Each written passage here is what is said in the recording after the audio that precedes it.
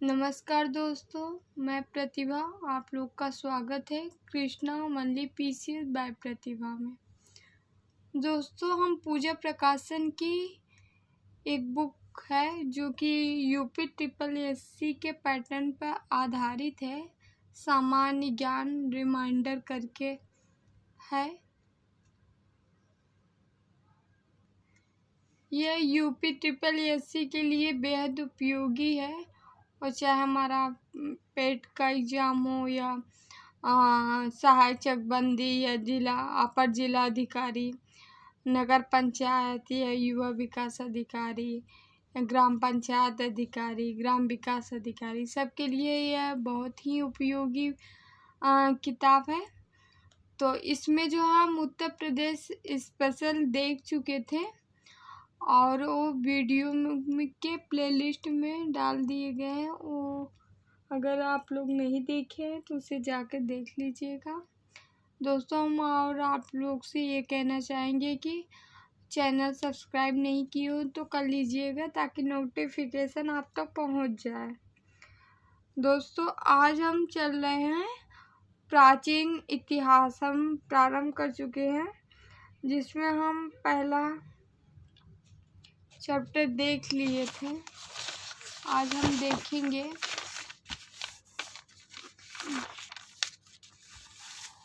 बौद्ध जैन तक हम देख चुके थे। आज हम क्या देखेंगे? आज हम महाजनपद काल देखेंगे। तो दोस्तों, हम स्टार्ट करते हैं।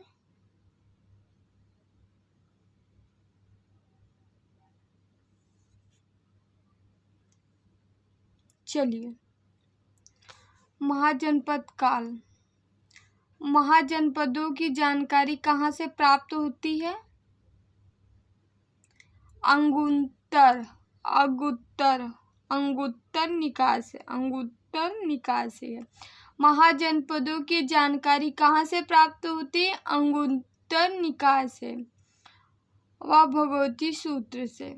अंगुत्तर निकाय बौद्ध ग्रंथ है, जो भगवती सूत्र जैन ग्रंथ है। अंगुत्तर या भगवती सूत्र से।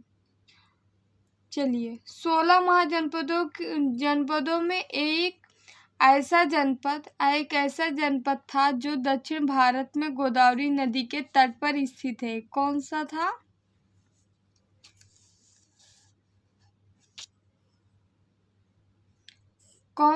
तो महाजनपद था। चलिए, मगध की प्रथम राजधानी कौन सी थी? गिरिब्रज या राजगृह। मगध की प्रथम राजधानी कौन सी थी? गिरिब्रज या राजगृह। किस शासक द्वारा सर्वप्रथम पाटलिपुत्र का राजधानी के रूप में चयन हुआ? उदयन द्वारा।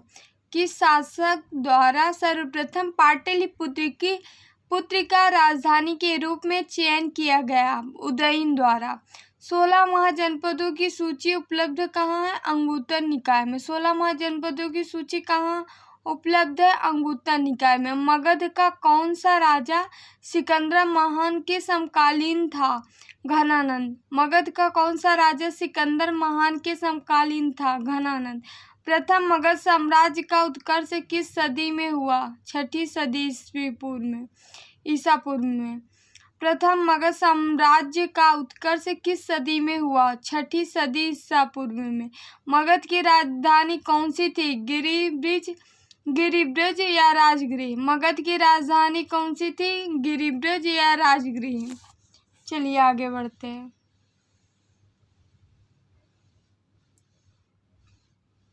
मगध के किस प्रारंभिक शासक ने राज्यारोहण के लिए अपने पिता की हत्या की एवं स्वयं इसी कारणवश अपने पुत्र द्वारा मारा गया? अजातशत्रु। मगध के किस प्रारंभिक शासक ने राज्यारोहण के लिए अपने पिता की हत्या की एवं स्वयं इसी कारणवश अपने पुत्र द्वारा मारा गया? अजातशत्रु। मगध राजवंश का सही कालानुक्रम है हर्यक वंश, फिर नंद वंश, फिर मौर्य वंश, फिर शुंग वंश। हर्यक वंश, फिर नंद वंश, फिर मौर्य वंश, फिर शुंग वंश। मालवा क्षेत्र पर मगध की सत्ता का विस्तार किसके शासनकाल में हुआ था? शिशुनाग के। मालवा क्षेत्र पर मगध की सत्ता का विस्तार किसके शासनकाल में हुआ? शिशुनाग के। गौतम बुद्ध के समय प्रथम वैद जीवक किसके दरबार से संबंधित थे? बिंबिसार के। गौतम बुद्ध के समय मगध वैद जीवक किसके दरबार से संबंधित थे? बिंबिसार के। मगध का कौन सा राजा सिकंदर का समकालीन था? घनानंद। मगध का कौन सा राजा सिकंदर का समकालीन था? घनानंद। किसने उग्रसेन कहा जाता था? महापद्मनंद को। किसे उग्रसेन कहा जाता था? महापद्मनंद को। किसके शासनकाल में महात्मा बुद्ध को निर्वाण प्राप्त हुआ? अजातशत्रु के। किसके शासनकाल में महात्मा बुद्ध को निर्वाण प्राप्त हुआ? अजातशत्रु के शासनकाल में। अजातशत्रु के। हर्यक वंश का अंतिम शासक था नागदशक। हर्यक वंश का अंतिम शासक था नागदशक। दूसरे परशुराम का अवतार किसको कहा जाता है? महापद्मनंद को। दूसरे परशुराम का अवतार किसको कहा जाता है? महापद्मनंद को। शिशुनाग ने पाटलिपुत्र के अतिरिक्त अपनी दूसरी राजधानी किसको बनाया? वैशाली को। शिशुनाग ने पाटलिपुत्र के अतिरिक्त अपनी दूसरी राजधानी किसको बनाया? वैशाली को। भारतीय इतिहास में पहली बार किसने एक विशाल साम्राज्य की स्थापना की? महापद्मनंद ने। भारतीय इतिहास में पहली बार किसने एक विशाल साम्राज्य की स्थापना की? महापद्मनंद।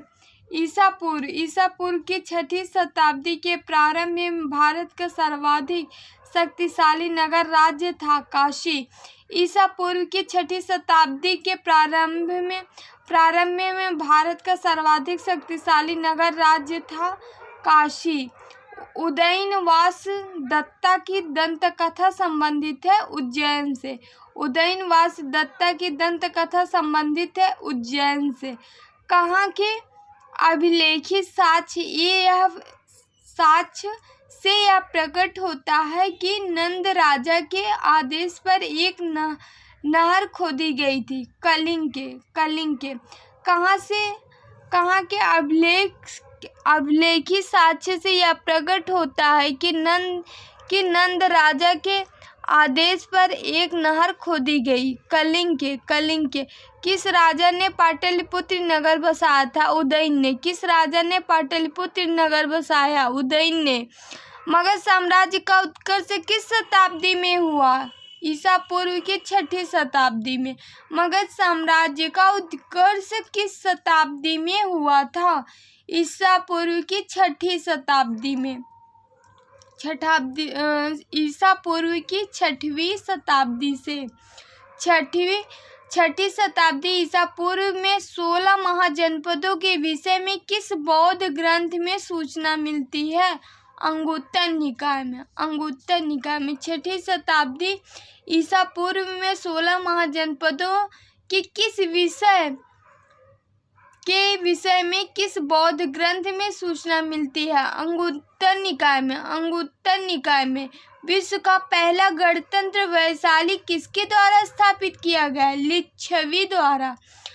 विश्व का पहला गणतंत्र वैशाली किसके द्वारा स्थापित किया गया? लिच्छवियों द्वारा। गोदावरी नदी के तट पर स्थित महाजनपद था अस्मक। गोदावरी नदी के तट पर स्थित महाजनपद था अस्मक। प्राचीन श्रावस्ती का नगर विन्यास किस आकृति का है? अर्धचंद्राकार। प्राचीन श्रावस्ती का नगर विन्यास किस आकृति का है? अर्धचंद्राकार। 16 महाजनपद उनकी राजधानी। चलिए देख लेते हैं। अंक की राजधानी कहाँ है? चंपा है। मगध की जो है गिरिब्रिज या राजगृह है। काशी के वाराणसी है। कौशल के अयोध्या श्रावस्ती है।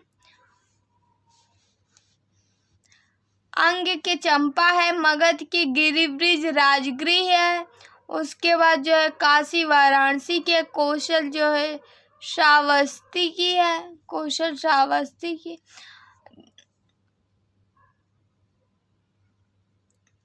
दोस्तों वीडियो रोक करके आप लोग इस इमेज को देख लीजिएगा। मगध कहाँ है? पटना, गया तथा शाहाबाद जिले तक बिहार में, ठीक है। काशी का है? वाराणसी का समीपवर्ती क्षेत्र है, ठीक है। इसको रोक के थोड़ा सा एक बार आप लोग देख लीजिएगा। चलिए आगे बढ़ते हैं हम।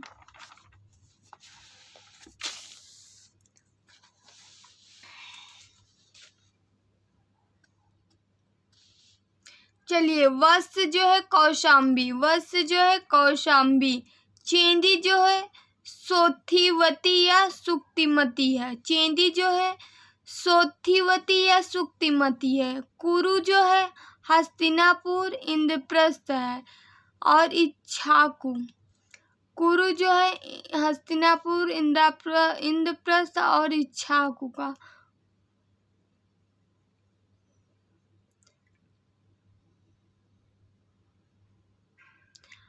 कुरु जो है हस्तिनापुर इंद्रप्रस्थ तथा इच्छाकु का कुरु राजधानी के रूप में उल्लेख है। पंचाल जो है अहिच्छत्र, पंचाल की राजधानी क्या थी? अहिच्छत्र। मत्स्य के विराटनगर, मत्स्य के विराटनगर, मत्स्य विराटनगर। सूरसेन जो है मथुरा, सूरसेन मथुरा उत्तर पथ तथा दक्षिण पथ के मध्य स्थित है। सूरसेन जो है मथुरा। अस्मक जो है पैठान, पोतान अथवा पोटली। अस्मक जो है पैठान, पोतान अथवा पोटली, तीनों नाम ही एक ही है। अवंती, अवंती जो है अवंती उज्जैन की है। अवंती की राजधानी क्या है? उज्जैन है। गांधार, तक्षशिला या पुष्कलावती, गांधार, तक्षशिला, पुष्कलावती। कंबोज जो है हाटक, कंबोज हाटक, कंबोज हाटक। वज्र जो है 8 राज्यों का संघ, वज्र जो है 8 राज्यों का संघ। 16वां क्या है? मल्ल जो है 2 राजधानियां हैं, कुशीनगर और पावा। मल्ल की 2 राजधानियां कुशीनगर एवं पावा।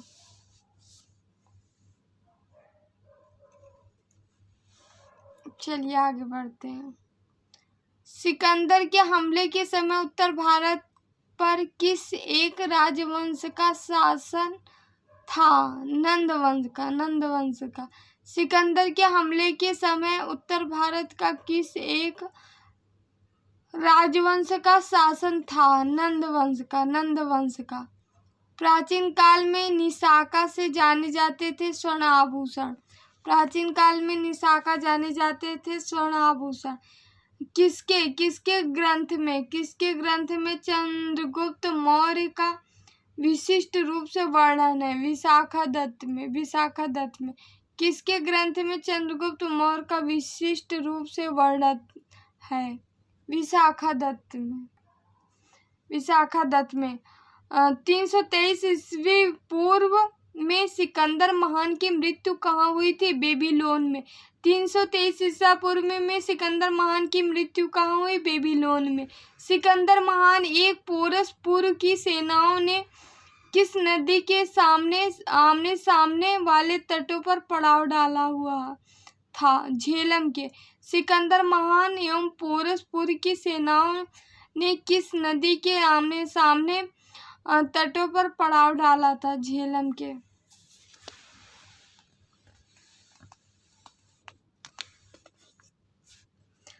प्राचीन भारत में पहला विदेशी आक्रमण किनके द्वारा किया गया? ईरानियों द्वारा। प्राचीन भारत में पहला विदेशी आक्रमण किनके द्वारा किया गया? ईरानियों द्वारा। पहला ईरानी शासक जिसने भारत के कुछ भागों को अपने अधीन किया था? डेरियस। पहला ईरानी शासक जिसने भारत के कुछ भाग को अपने अधीन किया था? डेरियस। सिकंदर यूनान के राज्य मकदूनिया का शासक था,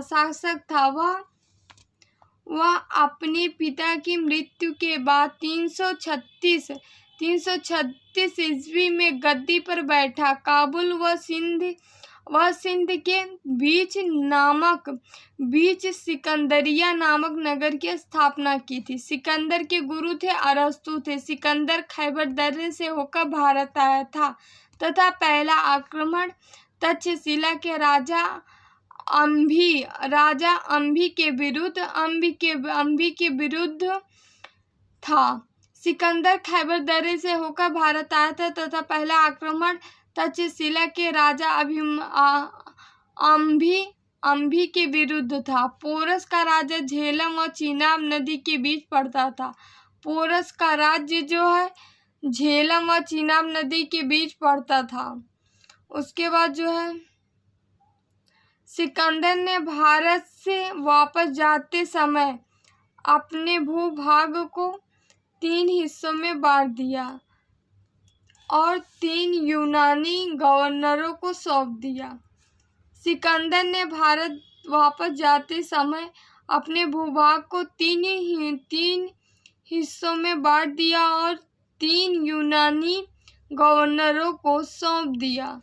सिकंदर ने 2 नगर बुका फेला झेलम नदी पर व निकैया बसाया था। सिकंदर ने 2 नगर बुका फेला झेलम नदी पर है व निकैया बसाया था। पहला नगर अपने घोड़े के नाम पर नामकरण तथा दूसरा नगर जो है पोरस पर विजय की स्मृति में बसाया था। पहला नगर अपने घोड़े के नाम पर मतलब बुका फेला इनका घोड़ा था, घोड़े के नाम पर नामकरण तथा दूसरा जो है नगर पोरस पर विजय की स्मृति में बसाया था।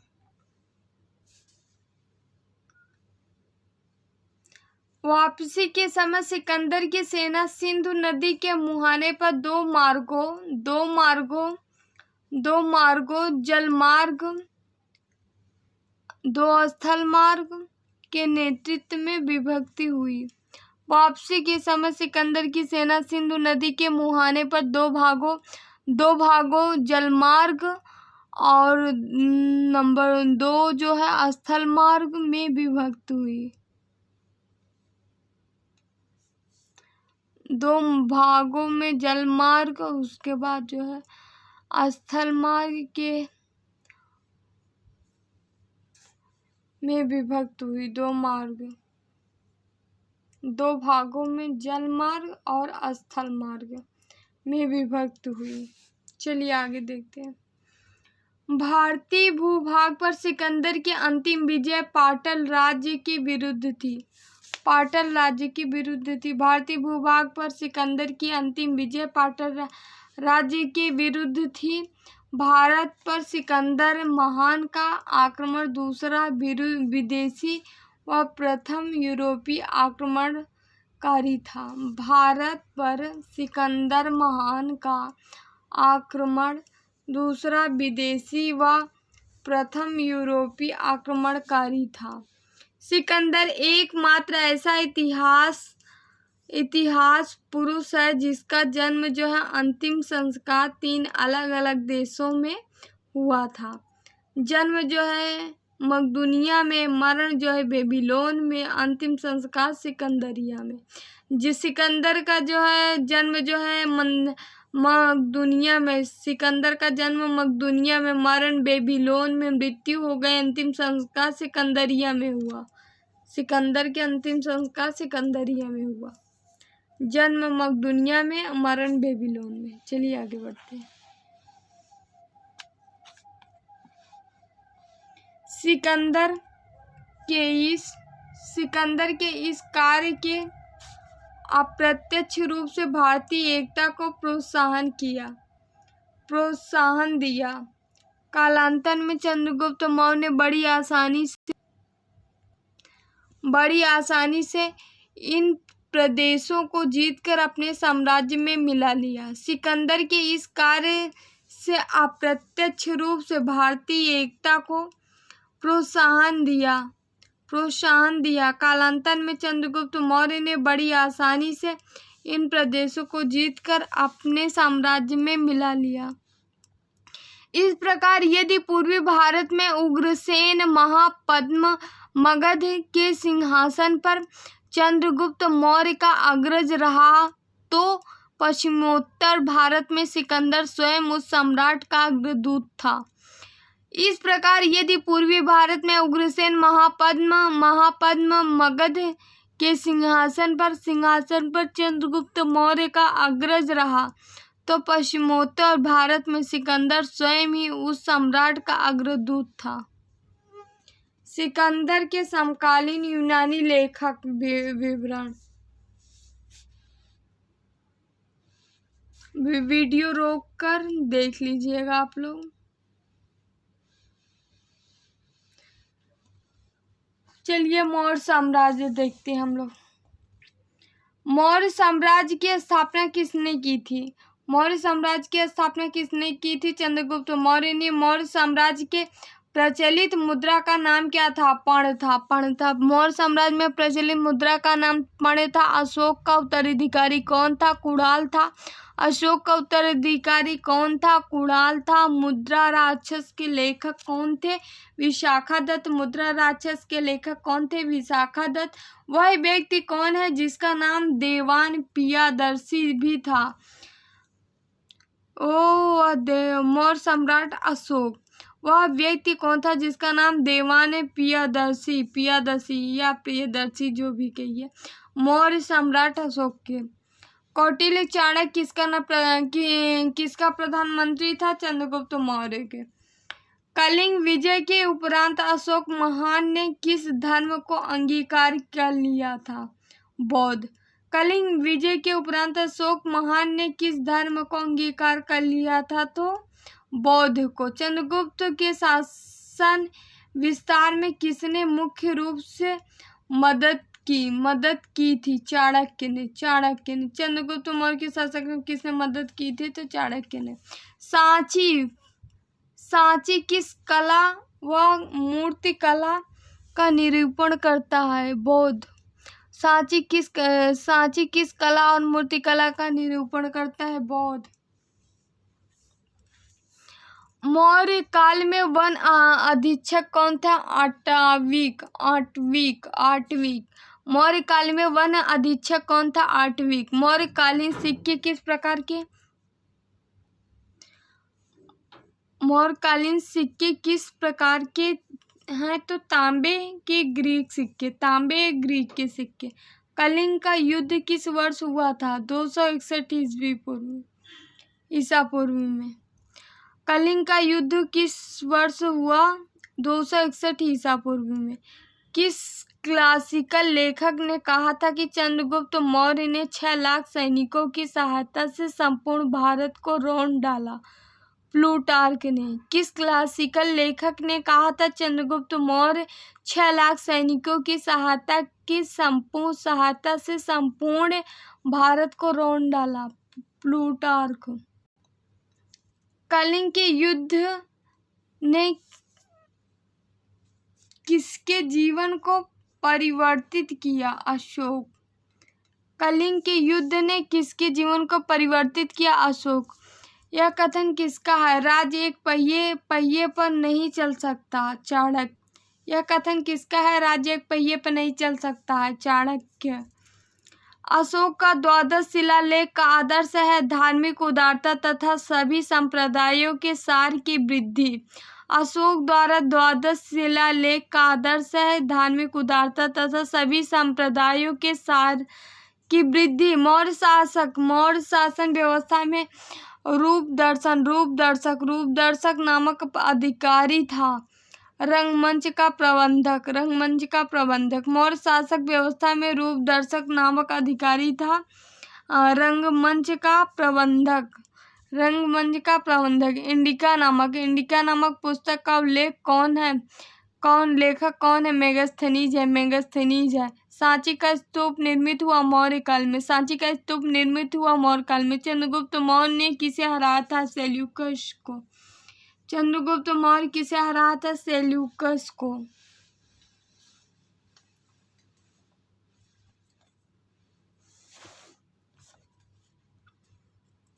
अशोक ने बौद्ध धर्म के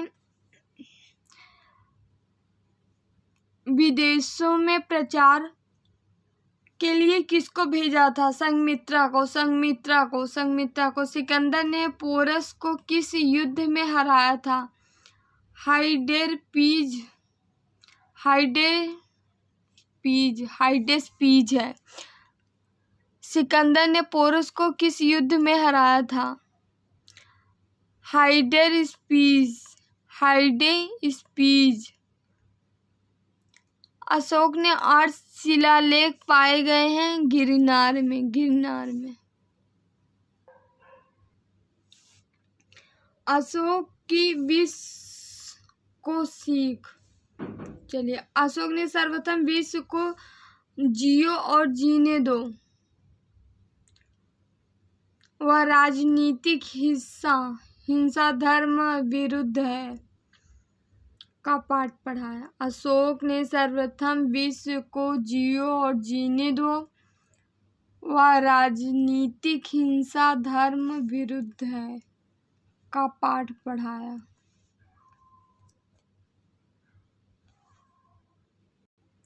बिंदुसार पुत्र था चंद्रगुप्त मौर्य का। अपने अभिषेक में किस वर्ष में अशोक ने कलिंग विजय की? 8वें वर्ष में। अपने अभिषेक के किस वर्ष में अशोक ने कलिंग विजय की थी? 8वें वर्ष में। मौर्य साम्राज्य की पश्चिमी सीमा है अफगानिस्तान तक। सुदर्शन झील का सर्वप्रथम उल्लेख मिलता है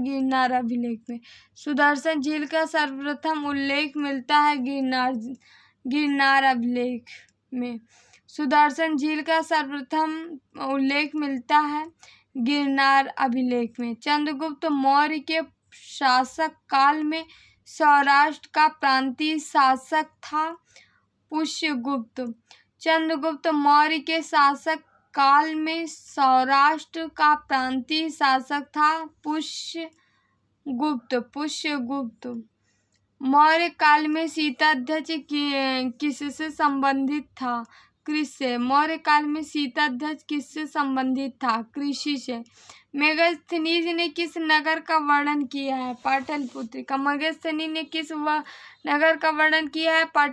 कौटिल्य के अर्थशास्त्र के अनुसार मौर्य काल में किस अधिकारी को कर वसूल करने का कार्य सौंपा गया था? समाहर्ता को। कौटिल्य के अर्थशास्त्र के अनुसार मौर्य काल में किस अधिकारी को कर वसूल करने का कार्य सौंपा गया था? समाहर्ता को। अशोक द्वारा उत्कीर्ण कराए गए अभिलेख से विदेशी राज्यों के साथ ही संबंधों का उल्लेख मिलता है 13वें अभिलेख में।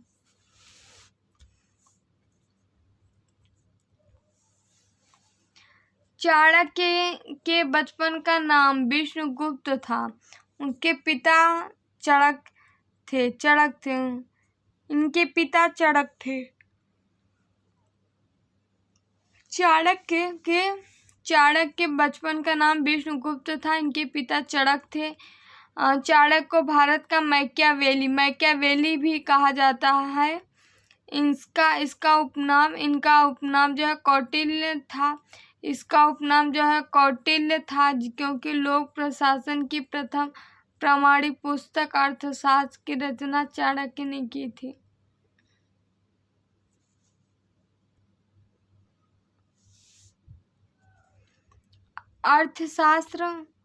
अर्थशास्त्र के अनुसार राज्य के 7 अंग थे। स्वामी, राजा, अमात्य, स्वामी जो है अमात्य, मित्र, सेना, कोष, दुर्ग, जनपद। अर्थशास्त्र के अनुसार जो है राज्य के 7 अंग थे। स्वामी, अमात्य, मित्र, सेना, कोष, दुर्ग और जनपद।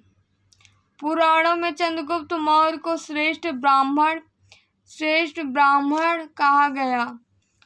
कौटिल्य के अनुसार राजा धर्म प्रवर्तक का संचालक होता है। कौटिल्य के अनुसार राजा धर्म प्रवर्तक का संचालक होता है। सम्राट अशोक के जीवन की महत्वपूर्ण घटना है। कलिंग युद्ध जो है राज्याभिषेक के 8वें वर्ष, कलिंग युद्ध जो है राज्याभिषेक के 8वें वर्ष जो है बौद्ध धर्म का ग्रहण जो है बौद्ध धर्म का ग्रहण कब किए थे? राज्याभिषेक के 9वें वर्ष, राज्याभिषेक के 9वें वर्ष। बोधि यात्रा जो है राज्याभिषेक के 10वें वर्ष की। बोधि यात्रा जो है राज्याभिषेक के 10वें वर्ष की है। लुम्बिनी यात्रा राज्याभिषेक के 20वें वर्ष की है। लुम्बिनी यात्रा राज्याभिषेक के 20वें वर्ष की है। कलिंग युद्ध जो है राज्याभिषेक के 8वें वर्ष, कलिंग युद्ध राज्याभिषेक के 8वें वर्ष जो है। बौद्ध धर्म का ग्रहण जो है राज्याभिषेक के 9वें वर्ष जो है। बोध यात्रा जो है राज्याभिषेक के 10वें वर्ष।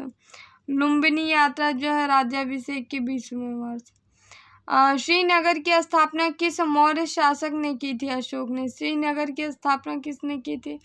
अशोक ने की थी। किस अभिलेख ने चंद्रगुप्त मौर्य और अशोक दोनों का उल्लेख मिल गया है? महाक्षत्रप, रुद्रदमन या जूनागढ़ अभिलेख में। किस अभिलेख में चंद्रगुप्त मौर्य और अशोक दोनों का उल्लेख किया गया है? महाक्षत्रप, रुद्रदामन का जूनागढ़ अभिलेख। किस अभिलेख में चंद्रगुप्त मौर्य और अशोक दोनों का उल्लेख किया गया है? महाक्षत्रप और रुद्रदामन का जूनागढ़ अभिलेख। प्रथम भारतीय साम्राज्य स्थापित किया गया है चंद्रगुप्त मौर्य द्वारा। प्रथम भारतीय राज्य स्थापित किया गया चंद्रगुप्त मौर्य द्वारा। सम्राट अशोक की वह पत्नी कौन थी जिसने उसको प्रभावित किया? कारुवाकी। सम्राट अशोक की वह पत्नी कौन थी जिसने उसको प्रभावित किया? कारुवाकी। अशोक ने अपने सभी अभिलेखों में एक रूपता से किस प्राकृति का प्रयोग किया है? मगधी। अशोक ने अपने सभी अभिलेखों में एक रूपता से किस प्राकृति का प्रयोग किया है? मगधी। बिंदुसार ने विद्रोहियों को कुचलने के लिए अशोक को कहाँ भेजा था? तक्षशिला में। बिंदुसार ने विद्रोहियों को कुचलने के लिए अशोक को कहाँ भेजा था? तक्षशिला में। मेगास्थनीज ने भारतीय समाज को कितनी श्रेणियों में विभाजित किया था? 7। मेगास्थनीज ने भारतीय समाज को कितनी श्रेणियों में विभाजित किया था? 7। कौटिल्य के अर्थशास्त्र में किस पहलू पर प्रकाश डाला? राजनीति नीतियाँ पर। कौटिल्य का अर्थशास्त्र किस पहलू पर प्रकाश डाला? राजनीतिक नीतियाँ पर। पाटलिपुत्र को किस शासक ने सर्वप्रथम अपनी राजधानी बनाया? चंद्रगुप्त मौर्य ने।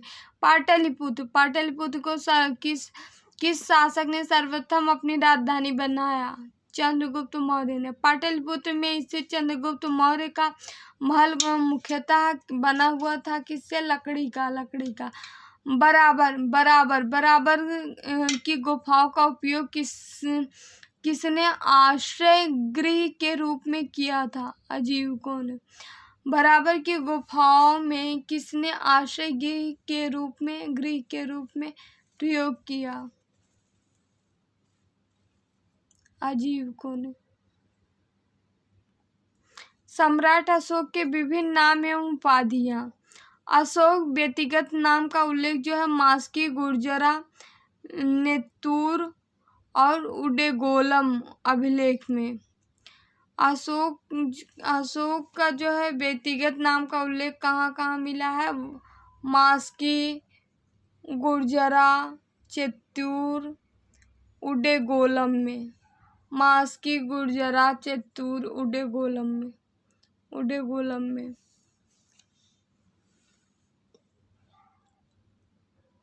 देवानामपीय राजकीय उपाधि। देवानामपीय क्या है? राजकीय उपाधि थी। प्रियदर्शी जो आधिकारिक नाम था। प्रियदर्शी आधिकारिक नाम था। मगध का राजा जो है उल्लेख भाब्रू अभिलेख में।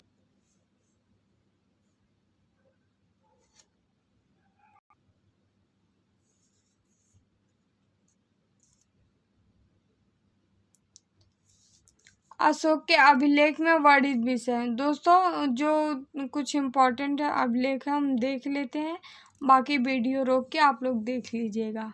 पहला शिलालेख में जो है पशु हत्या वर्जित किया गया था। दूसरे में जो है चोल, पांड्य, सत्यापुत्र और केरल पुत्र एवं श्रीलंका की भूमि का वर्णन मिलता है। और चिकित्सकीय सुविधा है, पशु एवं मानव के लिए चिकित्सीय सुविधा है दूसरे में। तीसरा देख लीजिए, तीसरा कुछ खास तो नहीं है। चौथे शिलालेख भी कुछ खास नहीं है। पांचवें शिलालेख में धर्म महामांत्रों की नियुक्ति है, धर्म महामांत्रों की नियुक्ति है पांचवें शिलालेख में। छठे शिलालेख में जो है सशक्त प्रशासनिक व्यवस्था है। छठवें शिलालेख में सशक्त प्राथमिक व्यवस्था है। आठवां शिलालेख जो है धम्म यात्राओं के संबंध में वर्णन मिलता है। आठवें शिलालेख में धम्म यात्राओं का वर्णन मिलता है। दसवां शिलालेख इसमें जो है अशोक ने आदेश दिया था कि राजा तथा उच्च पदाधिकारी हमेशा प्रजा के हित में ही सोचे।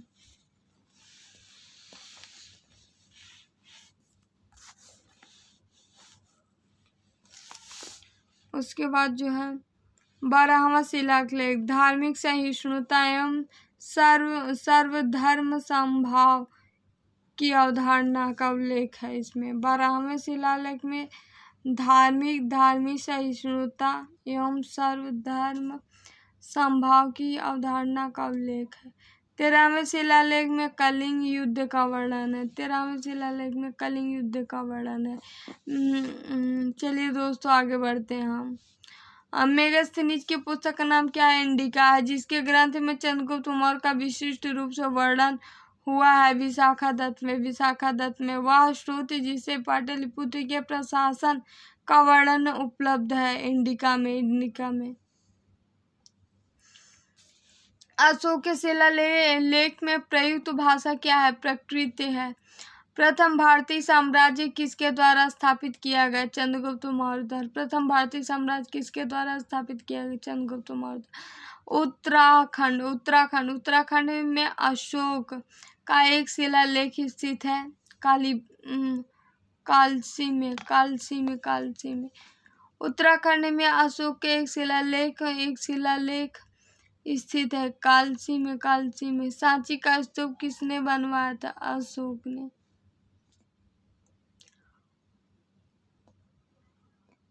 सांची का स्तूप किसने बनवाया था? अशोक ने। किसने बनवाया था? अशोक ने। सैंडो कोर्ट्स से चंद्रगुप्त मौर्य की पहचान किसने की थी? विलियम जोन्स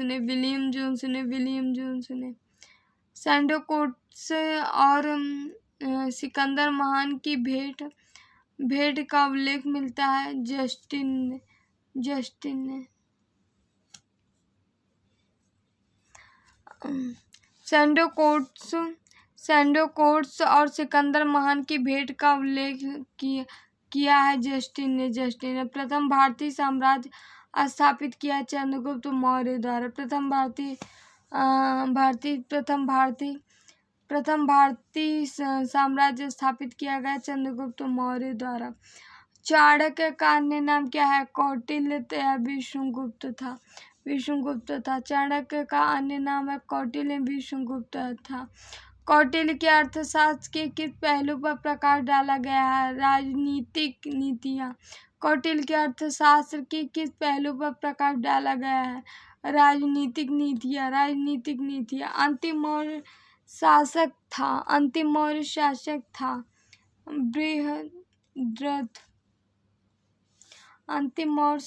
था बृहद्रथ। कौटिल्य के अर्थशास्त्र में वर्णित प्रणय कर का अर्थ है एक आपात कर।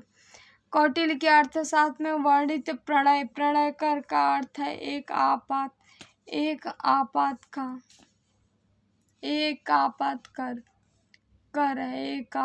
कर है। अशोक के शिलालेख से जानकारी मिलती है उसके साम्राज्य विस्तार और शासकीय नीति नीति व धार्मिक विचार। अशोक के शिलालेख की जानकारी मिलती है उसके साम्राज्य विस्तार, प्रशासनिक नीति व धार्मिक विचार से। वह भिक्षु कौन था जिसके साथ चंद्रगुप्त मौर्य दक्षिण भारत गया था? भद्रबाहु। वह भिक्षु कौन था जिसके साथ चंद्रगुप्त मौर्य दक्षिण भारत गए थे? भद्रबाहु। समाहर्ता कौन था? राजस्व का प्रमुख अधिकारी। अशोक के स्तंभों के सुंदर नमूने देखे जा सकते हैं सारनाथ में। अशोक के स्तंभों के सुंदर नमूने देखे जा सकते हैं सारनाथ में। मौर्य ने किस राज्य पर शासन किया था? मगध पर। मौर्य ने किस राज्य पर शासन किया था? मगध पर। धर्म में किस भाषा का संबंध है? प्राकृतिक। धम्म किस भाषा से संबंधित है? प्रकृति। चंद्रगुप्त मौर्य का प्रधानमंत्री कौन था? चाणक्य। चंद्रगुप्त मौर्य का प्रधानमंत्री कौन था? चाणक्य। अशोक के काल में बौद्ध धर्म की तृतीय सभा हुई थी पाटलिपुत्र में। अशोक के शासन काल में तृतीय बौद्ध सभा हुई थी पाटलिपुत्र में।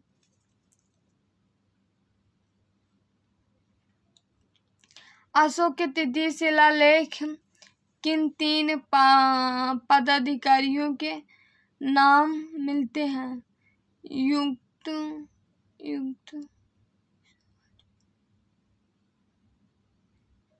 अशोक के काल में बौद्ध धर्म की तृतीय सभा हुई थी पाटलिपुत्र में। चंद्रगुप्त मौर्य के प्रधानमंत्री कौन थे? चाणक्य थे। अशोक के काल में बौद्ध धर्म की तृतीय सभा हुई थी पाटलिपुत्र में। अशोक के तृतीय शिलालेख में किन 3 पदाधिकारियों के नाम मिलते हैं? युक्त रज्जुक एवं प्रादेशिक। अशोक का समकालीन तुर्मय कहाँ का राजा था? मिस्र का। अशोक के समकालीन तुर्मय कहाँ का राजा था? मिस्र का। कलिंग युद्ध की विजय तथा क्षतियों का वर्णन अशोक के किस शिलालेख में है?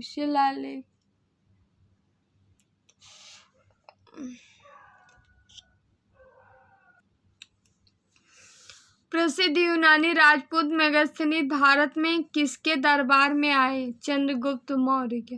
प्रसिद्ध यूनानी राजदूत मेगास्थनीज भारत में किसके दरबार में आए? चंद्रगुप्त मौर्य के। चंद्रगुप्त मौर्य ने सेल्यूकस को कब पराजित किया? 305 ईसा पूर्व में। चंद्रगुप्त मौर्य ने सेल्यूकस को कब पराजित किया? 305 ईसा पूर्व में। अशोक ने 261 ईस्वी पूर्व में कलिंग को जीतने के बाद क्या किया था? भारी रक्तपात देकर युद्ध की नीति को सदा के लिए त्याग दिया था। अशोक ने श्रीलंका में बौद्ध धर्म के प्रचार हेतु किसे भेजा था? महेंद्र और संघमित्रा को।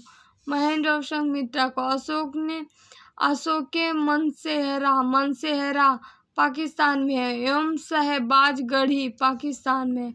मनसेहरा एवं शहबाजगढ़ी से प्राप्त बृहद शिलालेख में किस भाषा का प्रयोग किया गया? खरोष्ठी। मनसेहरा और शहबाजगढ़ी से। मनसेहरा और शहबाजगढ़ी से कौन सी किस भाषा का प्रयोग किया गया है शिलालेखों में? तो खरोष्ठी।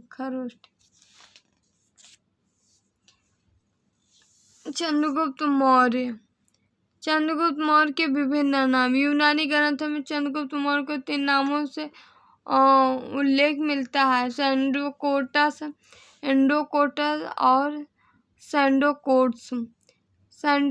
इस शब्द का प्रयोग जो है स्ट्रेबो, मरियन एवं जस्टिन किया है। एंडोकोटस इस नाम का प्रयोग जो है एपियानस और प्लूटार्क ने किया है। सैंडोकोट्स जो है सर विलियम जोन्स ने रॉयल एशियाटिक सोसाइटी के सम्मुख बताया है।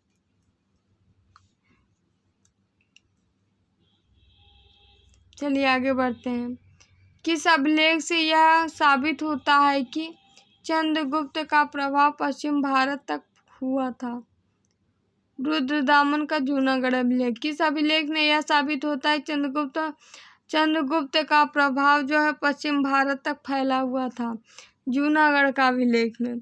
केवल वह स्तंभ जिसमें अशोक ने स्वयं को मगध का साम्राज्य बताया है। भाब्रू का स्तंभ। नंद वंश के पश्चात मगध तथा किस राजवंश ने शासन किया? मौर्य। नंद वंश के पश्चात मगध तथा किस शासक ने राज्य किया था? तो मौर्य काल में शिक्षा का सर्वाधिक प्रसिद्ध केंद्र था तक्षशिला। मौर्य काल सर्वाधिक शिक्षा के प्रसिद्ध केंद्र क्या थे? तक्षशिला। सार्थवाह किसे कहते हैं? व्यापारियों के काफिले को। सार्थवाह किसे कहते हैं? व्यापारियों के काफिलों को। सारनाथ स्तंभ का निर्माण किया था अशोक ने। सारनाथ स्तंभ का निर्माण किए थे अशोक के शिलालेखों में प्रयुक्त भाषा है प्राकृत। अशोक के शिलालेखों में प्रयुक्त भाषा है क्या है? प्राकृत है। अशोक के शिलालेखों में प्राकृत भाषा क्या है? अशोक के शिलालेखों में प्रयुक्त भाषा क्या है? प्राकृत। जिसके शासन काल में डिमेकस भारत आया था। बिंदुसार के। जिसके शासन काल में डेमिकस भारत आया था। बिंदुसार के। रज्जुक कौन थे? मौर्य शासक के अधिकारी। रज्जुक कौन थे? मौर्य शासन के अधिकारी। रज्जुक कौन थे? मौर्य शासक के अधिकारी।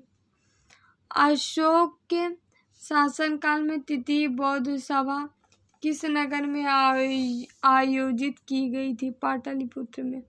अशोक के शासन काल में तृतीय बौद्ध सभा किस नगर में आयोजित की गई? पाटलिपुत्र में। कालसी प्रसिद्ध है अशोक के शिलालेख के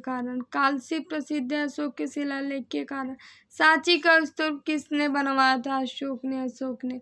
तीर्थ यात्रा के समय सम्राट अशोक अधोलिखित स्थानों पर गए और निम्न मार्ग का अनुसरण किए: गया, कुशीनगर, लुम्बिनी, कपिलवस्तु, सारनाथ, श्रावस्ती। तीर्थ यात्रा के समय सम्राट अशोक अधोलिखित स्थानों पर गए, जैसे गया, कुशीनगर, लुम्बिनी।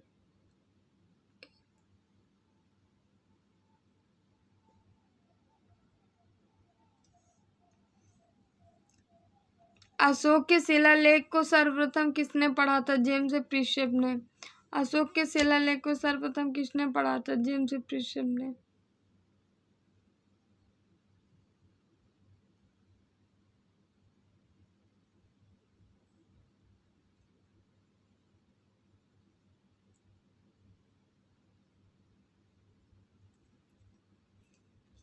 अशोक के शिलालेख सर्वप्रथम किसने पढ़ा था? जेम्स प्रिंसेप ने।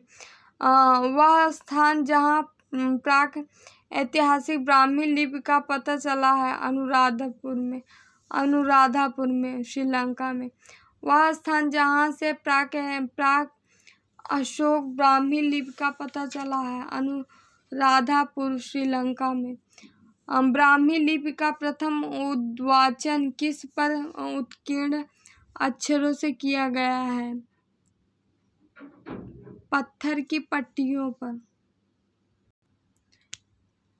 ब्राह्मी लिपि को सर्वप्रथम किसने पढ़ा था? जेम्स प्रिंसेप ने। किस अभिलेख में अशोक का नाम उल्लिखित है? गुर्जरा में। गुर्जरा एवं मास्की तथा लघु शिलालेख में किस अभिलेख में अशोक का नाम उल्लिखित है?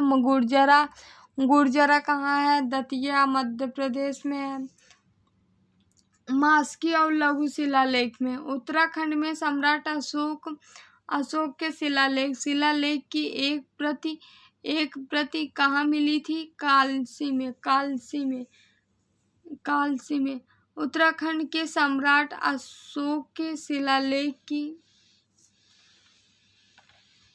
शिलालेख की एक प्रति कहाँ मिली थी? कालसी में।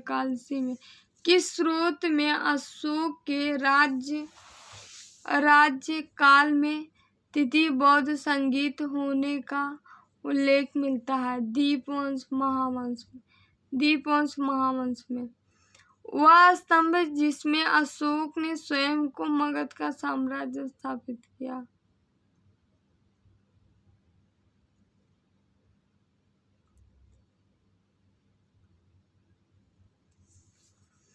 वह स्तंभ जिसमें अशोक ने स्वयं को मगध का सम्राट बताया था। भाब्रू का स्तंभ। वह स्तंभ जिसमें अशोक ने स्वयं को मगध का सम्राट बताया। भाब्रू का स्तंभ। अशोक का रुमनदेही स्तंभ संबंधित है बुद्ध के जन्म से। अशोक के रुमनदेही स्तंभ संबंधित है बुद्ध के जन्म से। कलिंग युद्ध की विजय तथा क्षत्रियों का वर्णन अशोक के किस शिलालेख में है? 13वें शिलालेख में। किस दक्षिणी राज्य का उल्लेख अशोक के अभिलेखों में है? सातवाहन। किस दक्षिणी राज्य का उल्लेख अशोक के अभिलेखों में है? सातवाहन। सेल्यूकस जिसको अलेक्जेंडर द्वारा सिंध एवं अफगानिस्तान का प्रशासक नियुक्त किया गया था, को किस भारतीय ने हराया था? चंद्रगुप्त मौर्य ने। किसकी तुलना मैकियावेली के प्रिंस से की गई? कौटिल्य का अर्थशास्त्र। पाटलिपुत्र में स्थित चंद्रगुप्त मौर्य का महल मुख्यतः बना हुआ था लकड़ी का। मालवा, गुजरात एवं महाराष्ट्र को किस शासक ने पहली बार जीता था? चंद्रगुप्त मौर्य ने। मालवा, गुजरात, महाराष्ट्र को किस शासक ने जीता था? तो चंद्रगुप्त मौर्य ने। किस मौर्य राजा ने दक्कन की विजय प्राप्त की थी? चंद्रगुप्त मौर्य ने। लुम्बिनी बुद्ध का जन्म स्थान है, इस बात की पुष्टि किसके शिलालेख से होती है? अशोक के।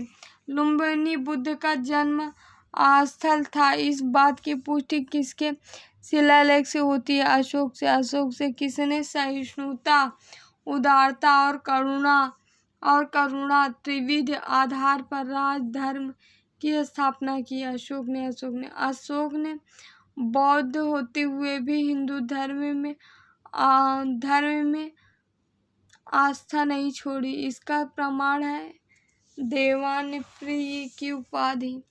अशोक ने बौद्ध होते हुए भी हिंदू धर्म में आस्था नहीं छोड़ी, इसका प्रमाण है देवानप्रिय की उपाधि। अशोक के अधिकांश शिलालेख प्रयुक्त भाषा है प्राकृत। अशोक के अधिकांश शिलालेख की प्रयुक्त भाषा है प्राकृत। अशोक के प्रमुख शिलालेख जो संगम राज्य के विषय में हमें बताते हैं, देख लीजिए इसको थोड़ा। अशोक का कौन सा अभिलेख पूर्ण रूप से धार्मिक सहिष्णुता के प्रति समर्पित है? उसके बाद क्या?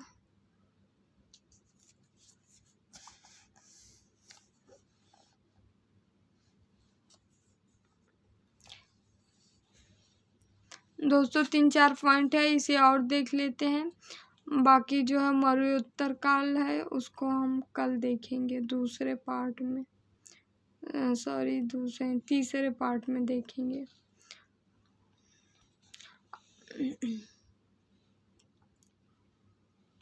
मेगास्थनी ने भारतीय समाज को कितनी श्रेणियों में विभाजित किया? 7। सुश्रुत, वाग्भट, चरक, जीवक में से किस आयुर्वेदाचार्य ने तक्षशिला विश्वविद्यालय में शिक्षा प्राप्त की? जीवक ने। अशोक के शिलालेख को पढ़ने वाला प्रथम अंग्रेज कौन था? जेम्स प्रिस्टअप। प्राचीन भारत का वह प्रसिद्ध शासक जिसने अपने जीवन के अंतिम दिनों में जैन धर्म को अपनाया था? चंद्रगुप्त मौर्य। किसके शासनकाल में डायमेकस भारत आया था? बिंदुसार के। बिंदुसार। किसके शासनकाल में डायमेकस भारत आया था? बिंदुसार के। मौर्य काल में सीता से तात्पर्य है राज की भूमि से प्राप्त है। मौर्य काल में सीता से प्राप्त है राज की भूमि से प्राप्त है। ये अशोक के 5 प्रांत है, इसे देख लेते हैं। उत्तरापथ की राजधानी क्या थी? तक्षशिला थी। कलिंग के तोसली थी। प्राची जो है पाटलिपुत्र थी। उत्तरापथ के तक्षशिला थी। उत्तरापथ की राजधानी तक्षशिला थी। कलिंग के तोसली थी। प्राची जो है पाटलिपुत्र थी। अवंती जो है उज्जैन की थी। अवंती जो है उज्जैन की थी। उज्जैनी। अवंती जो है उज्जैनी थी। दक्षिणापथ जो है सुवर्णगिरी।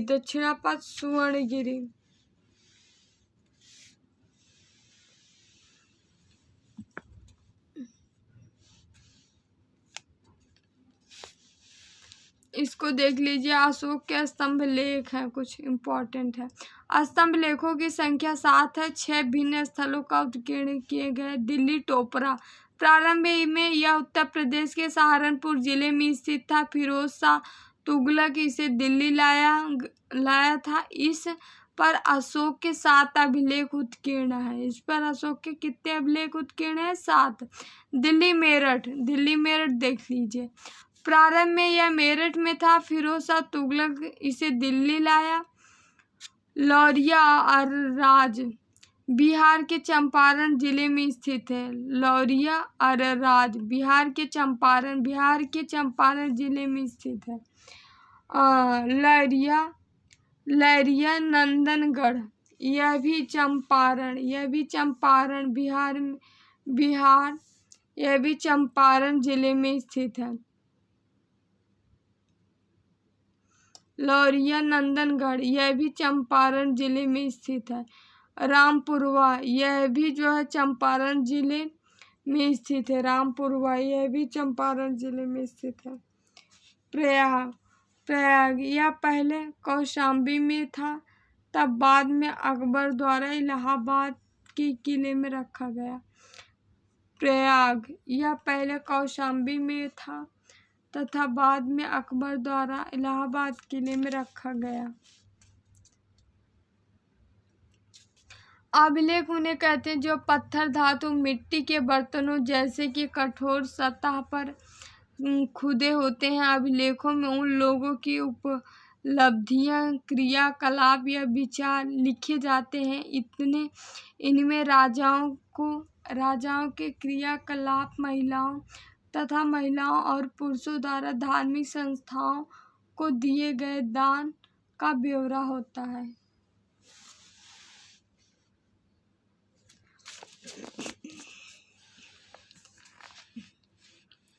अभिलेख एक प्रकार का अस्थायी प्रमाण होते हैं। कई अभिलेख इनके निर्माण की तिथि भी अंकित होती है। कई अभिलेखों में इनके निर्माण की तिथि भी अंकित होती है। प्राचीनतम अभिलेख प्राकृतिक भाषाओं में लिखे जाते हैं। प्राकृत उन भाषाओं को कहा जाता था जो जन सामान्य की भाषाएं होती थी। इस अध्याय में अजातशत्रु और अशोक जैसे शासकों के नाम प्राकृत भाषा में लिखे गए हैं, क्योंकि यह नाम प्राकृत अभिलेखों से प्राप्त हुए हैं।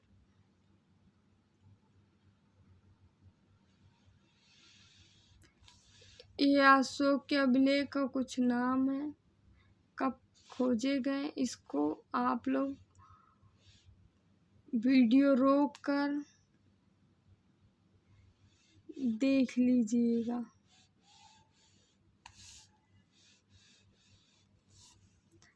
अशुद्धम्म प्रचारक,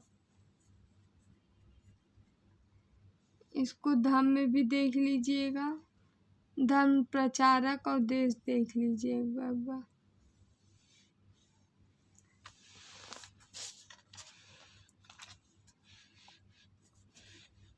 ये सांची का स्तूप है।